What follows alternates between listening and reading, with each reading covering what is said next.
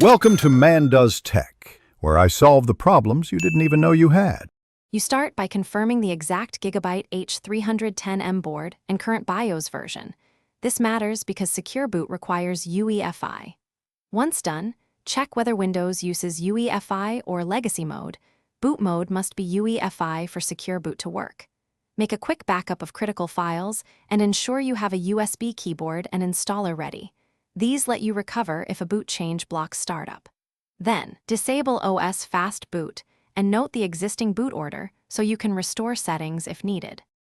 You now enter the BIOS by pressing Delete during post. Once inside, find the BIOS mode and switch to UEFI if it is set to Legacy. After switching, load optimized defaults to clear conflicting values and make sure you save those changes. Do not reboot until you finish the next steps.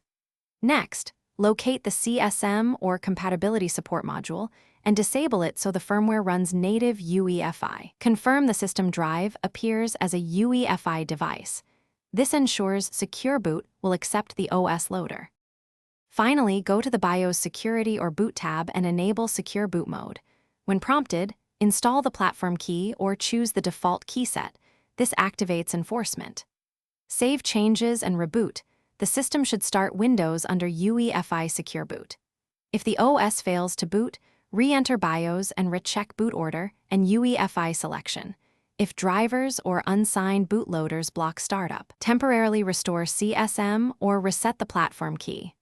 One key troubleshooting tip: if you see error codes,